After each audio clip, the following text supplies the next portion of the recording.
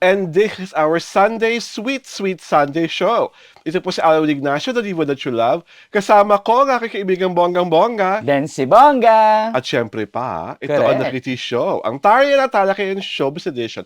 O hindi ba naman? Kasi nga po, 10K celebration pa rin Correct. namin. At ito po ay Tuloy-tuloy pa rin. paniniwala na aming quest sa aming silver button. Correct. Hindi po kami masyadong nakahanda ni Glenn. Ang inspiration ko po today ay si Morticia Adams. At Ang syempre, nanay ng Wednesday. At sino naman ang inspiration mo? Kaibigang bonggang-bongga sa syempre, ang outfit. aking shining, shimmering, splendid na damit ay inspired ni Master Showman, Kuya Germs. Yes! Pero parang mas R.I.P. Kuya Germs. parang mas bagay yun, na-inspire kay Michael Jackson rin. Ay! Diba? Hindi rin. Beat it, beat it. I'm bad, I'm bad. Oo nga. Diba? So, Saka thriller. yes. Di ba nakabulat si Michael Jackson? Oo, doon? so pag-uusapan po namin sa aming Easy Round, ay talaga nga naman. Ewan ko ba sa mga kaibigan naming mga Diwata at Serena, pag nakakita talaga ng mga hubad na katawan, agad-agad nagkakagulo. Correct. Agad-agad pinag-aawayan. Agad-agad itsura may argumentation and debate class. At ang pinagtatalo at ang pinagtatapat ay sino pa ba? Kundi ang hubad-barong katawan ni Kyle Echari versus ang hubad-barong katawan ni Joshua Garcia. Kaibigan Glenn, nakita mo na ba ang mga larawang Correct. ito? Diba? Ano ang first impression mo nung nakita mo ang larawan ni Kyle at ni Joshua Garcia? Hindi daw talaga nakareact. Hindi ka nakareact? Parang sarap. Hindi, syempre nakakahanga na kakaya na nilang ilantad yung kanilang katawan ng ganun, di ba? Oo. Na kumbaga confident sila sa sarili nila na pwede sila mag-topless. Yes. At sa akin, nung nakitang-kita mo, if you are comparing their torsos, parang mas batak na batak yung katawan ni Kyle. Ni Kyle. Oo. Compared sa parang katawang pang-romansa lang ni Joshua Garcia. Di ba parang mas siksik yung muscles ni Kyle? Oo. Saka kasi, although pareho silang matangkal, kita mo talaga na parang mas gym fit yung katawan ni Kyle compared kay Joshua Garcia na parang yung totoong katawan ng Pinoy na lalaki naman. Ganun yung kay Joshua, di ba? Kasi normally naman, ang mga Pinoy talaga, hindi naman talaga ma-abs, hindi naman talaga sobrang mamakal sa braso. Natural lang yung pagkakahulma ng katawan ng kay Joshua. At saka pero at least kasi dati medyo mas malaking chan konti ni at least kayo medyo hindi na, Oo, diba? mas trim. Oo, ni Diba? Joshua. Ni Oo. Joshua. So ito ngayon ang phone-in questions natin. Ang unang tanong, sa tingin raw ba nating dalawa, sino ang mas malaki? Ay, ang alin? Ang pangangatawan. Mm. Base sa larawan. Base sa larawan na yan. Ang iba kasi yung laki ng biceps sa kanya ni Kyle. Ni Kyle, diba? oo. Mas makita mo yung Definition. mas malaki. Oo. Diba? Kasi yung kay Joshua, parang parang normal guy, diba? Yung itsura ng kanyang pangkatawan. Ito pa ngayon ang pangalawang tanong. Sa tingin raw natin, sino ang mas mabango? Pag ganyang hubad at pawisan, si Kyle o si Joshua? Parang pareho mo namang sisimsimin. Sisimsimin talaga. 'Di ba? Pareho naman sila kahit na hindi sila nakahubad. Sa totoo lang po. Hindi doon lang tayo sa nakahubad. Yun ang gusto nilang malaman. Mabango kasi sabi mo. Diba? Diba? Pag ganyang pawisan na arawan, sino sa tingin mo ang mas mabango? Sa atin lang, sino mas mabango? Si Kyle o si Joshua?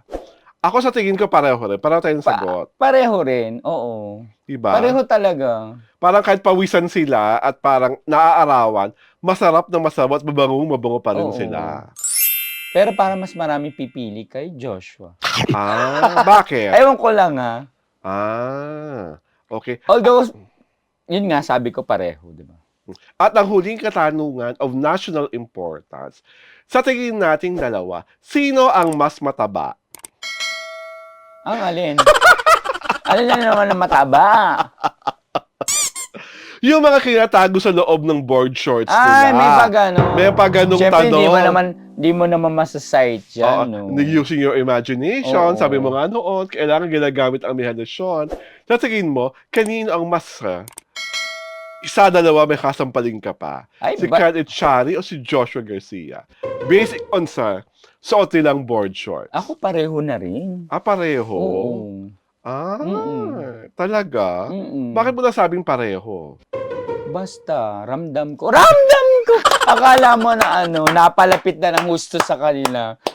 At kayo naman kasi, mga dalahira kayo, huwag na natin pakialaman pa kung ano na sa loob ng board shorts nila. Ang importante, si Kyle at si Joshua ay physically fit.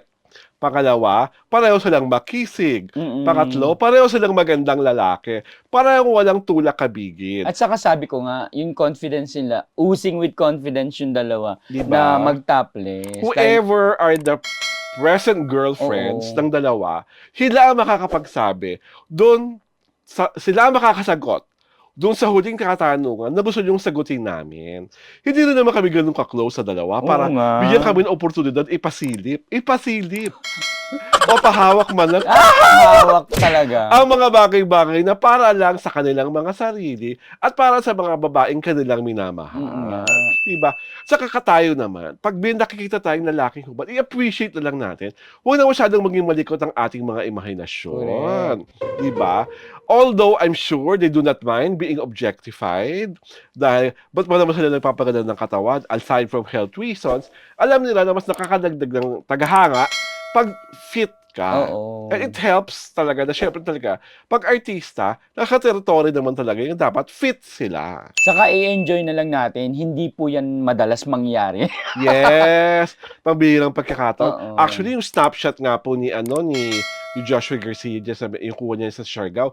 Yan, parang hindi siya aware. Stolen siya. Stolen shots Oo. yan. Hindi siya aware na kinukunan siya. I don't know with the picture of Kyle. Oo. Kasi alam ko yung sa picture ni Kyle niya, kasama niya si Papa P. Diba yung sa buong Si malaking Papa P ang picture. kumuha? Hindi, kasama. Joke lang. Sila ni Papa P ang kinunang pareho. Oo. Saka alam mo, malaking bagay rin na kasama ni Papa P si Kyle kasi kumbaga, parang pareho sila nag-work out, Yes. diba? Oo. Saka I think, si Kyle, ang tumatok kay Papa P, para talagang tatay. Oo. Parang tatay. Hindi tito tatay. Kasi halos ata mag-edit sila ni Inigo, di ba? So, nakakatuwa na parang meron siyang father na who's also Yes. very athletic and who's also very fit. Na nai-influence sa At ang maganda, good influence. And Piolo is so proud of the improvement of Kyle. And of course, yung kasama niya si Gray pati Fernandez. Pamilya Sagrado. So, sa akin, isa pang gusto kong punahin, please, huwag niyo na pong pagbalisiyahan yung closeness ni Kyle Echari at ni Piolo Papa P, Pascual. oo. Tigilan na po yan. Hindi po yan tama. Hindi yan nakakaganda.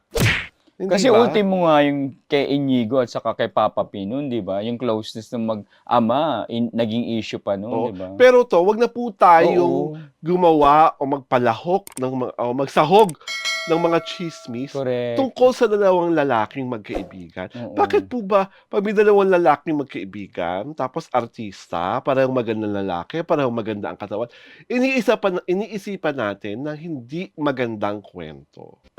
Hindi po ba pwedeng maging magkaibigan lang yung dalawa? Lalo na alam naman natin ang turing ni Kyle kay Piolo, parang ama-amahan or kuya-kuyahan. Huwag naman po tayong ganon. Kasi at sa totoo lang po, nakakasira sa gay community at large na parang hindi tayo nag-move forward. Lalaki na lang tayo nagbibigay ng mali siya sa dalawang lalaking magka-close, Correct. magkadikit, Na may sweetness na ipinapakita. magkaakbay. Hindi po Pag tama magkaibigan, yun. pwede naman po Pwede maging naman sweet, yun, no? di ba? So, ibahin na po natin. Lalong-lalo na ito, no offense, man. Ang lagi po kasing gumagawa ng ganyang mga kwento, wag po kayong makagalit. Sa amin po observation to, ito po yung mga paminta. Iba yung mga lalaki nagtatago pa sa loob ng kanilang mga aparador at kung maarte, straight acting, nag-gym, kayo po yung gumagawa ng ganyang mga kalat Kayo yung patuloy na gumagawa ng mga inventong kwento. Huwag na pong ganyan. Diba? Maging patas po tayo sa lahat. Lalo na wala namang ginagawa si Piolo. Walang masamang pinapakita sa atin si Kyle. Correct. Bakit natin pag-iisipan ng mga bagay-bagay na hindi maganda? Kami po, di namin sila pinag-iisipan ng hindi maganda. Natutuwa kami sa kahubdan ng dalawa. Kaya Yes. namin pinag-uusapan, di ba? Nagpapakatotoo lang kami ni kaibigan Glenn na we are fans of artists na may magandang pangangatawan. Yes. Dahil dyan, ito po si Alwin Ignacio, the diva that you love. Kasama ko ang aking kaibigan Bonggang-Bongga. Glenn Sibonga. Ito po ang The TT Show, ang tayo na talakayin showbiz edition.